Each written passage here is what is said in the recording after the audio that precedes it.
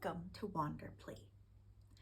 And this is a quick flip through and review of the Affirmators Tarot, written by Suzi Barrett and illustrated by Vikki Chu. Oh, beautiful box. Let's start with that. Beautiful box. Not magnetic, but quite nice and easy. A really decent size. This guidebook, beautiful stitching on the side. It's real nice and small and to the point. It's cheerful. This deck is the most cheerful deck, and that's what drew me to it. And the descriptions that Suzi has written are just wonderful. This is a great deck to give to someone who is new to tarot and just needs that little bit of encouragement. This deck, I believe, is going to be one of my suggestions for those who are just starting out. And even those who have been doing it for a while, just because the descriptions are so lovely and so handy and to the point. Let's get this deck here, and I'm going to move the box over.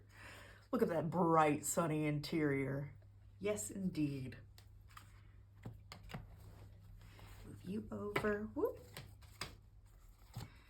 The backs have this nice like golden foil embossing, and the finish is real matte. Now it's a little thinner than I'd want, and my deck came kind of bent, which is making shuffling a little awkward, but all in all, lovely. So here's our Fool. I mean, just the joy. These cards are filled with joy and enthusiasm, but they also don't shy away from darker subject matter. One of my favorites, of course. Ah, the High Priestess. This is a beautiful High Priestess.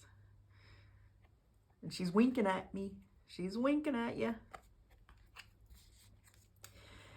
I love the childlike quality of these cards, the storybook illustration feeling to them. So many of these characters remind me of like favorite television shows and books and movies from my childhood. Just look at those lovers. Like, for instance, the horses in this chariot remind me of that magical dancing, singing, talking horse that balances on top of like a beach ball in Adventure Time.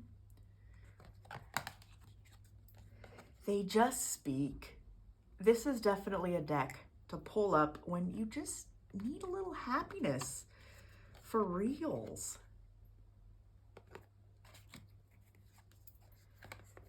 Love this Justice. I love all of them. There's not a single one I don't love. What's new? I was also quite drawn to this because the brightness of the colors really locked into my aesthetic and my vibe for sure. As you can tell, all of the colors, all of the time. Love this Devil. The Tower. See, this deck, it doesn't, it's happy and bright and full of childlike wonder, but it doesn't shy away from the hard stuff. And that is definitely something that I'm looking for. This. The Moon. The Sun. Just, it's the colors and some of the just different tactics. Like, look at this Judgment. I could just soak in that image for hours. There's so much going on here, and it's so beautiful and tender. The World. I also like, there's a few humans scattered throughout, but I like that because humans are animals too. So we're kind of put into our proper placement amongst the animals. Like, we are just creatures as well. Creatures who maybe have a little bit too much power and ability to squash other things. So kind of putting us on this equal footing with the other creatures is a very nice concept for me. Look at that boy. He's a good King of Wands. Also, the suits kind of all have their own color, which is nice. Love that. It's just, how can you not feel enthusiastic when you pull this? I'm telling you. I'm telling you. Oh, my word. Look at that. I also got this deck because it was kind of a solution to my unclothed body problem with some of my other decks that I love so much and I will continue using. But it's nice to have a deck that I don't have to worry about offending anybody or offending censors or YouTube.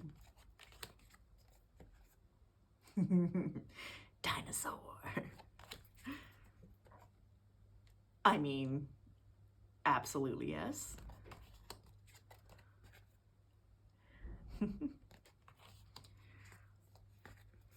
Yeah, I just had to have this deck. That was the thing. As soon as I was aware of its existence, it needed to be in my life. I believe it came out in like 2019 or 2020, but I've only been aware of its existence for about a month. As soon as I became aware of its existence, I needed it. Mermaid. I also kind of like that the cups are kind of red solo cups. There's a fun down-to-earth quality here, because while this deck is quite fanciful, like, oh my word, yes, it's also kind of grounded in our current modern reality now.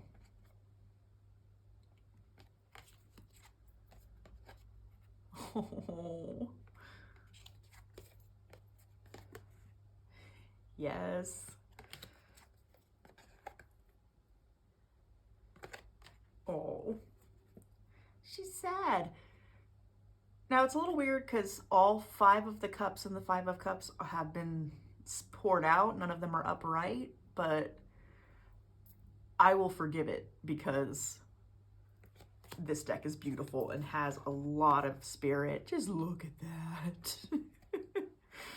This reminds me of my roommate before I moved here to the UK. It's definitely his vibe. I need to tell him that. Narwhal, narwhal, swimming in the ocean, causing a commotion. This 8 of Cups also feels a little bit different. It's not quite leaving things behind, but I love it, and I feel like it's going to say different things to us in the readings, which I'm always up for a slight reinterpretation. We've got a djinn.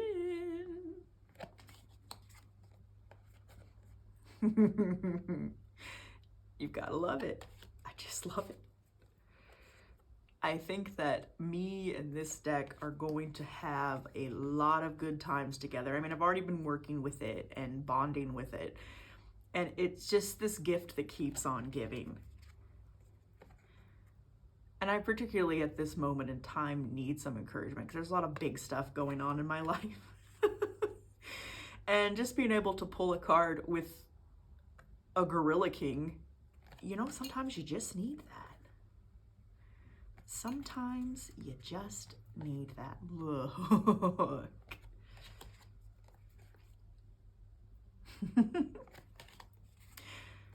Yeah, these cards will make you smile. Look at that. That is, yes. And I like this. I like because we can reinterpret here because the swords are not piercing the porcupine. The swords are coming out of the porcupine, which I feel like has some real fun, different interpretive moments that we can pull out of that. I'm going to be using this deck for my April 8th solar eclipse. That makes me think a little bit of Redwall reading, because it's quite an intense moment, but we're gonna find the positive in that intensity. 9 of Swords.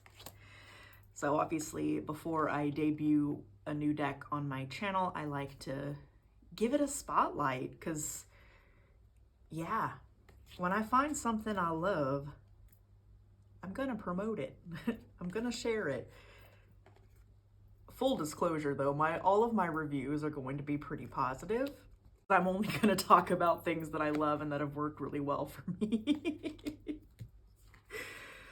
I'm definitely of the opinion, like, if something isn't hurting me or hurting anyone else, then I don't need to say anything about it.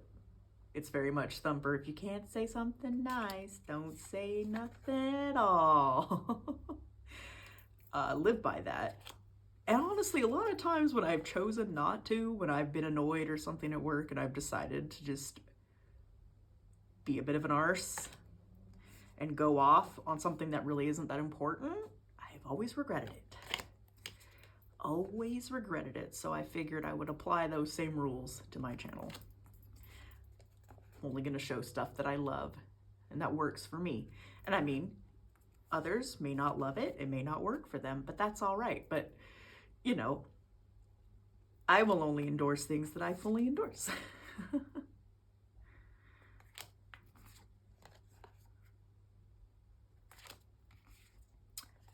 There we go. So that is the beautiful, fun, ecstatic, very wonderfully coated deck. As I said, mine came a little bent, makes the shuffling a little more difficult, but that's all right because we know that we can overcome that obstacle. And I think me and these cards are gonna have a lot of fun together. And hopefully, they will also bring joy to you. So have a wonderful day. Talk to y'all later. Bye.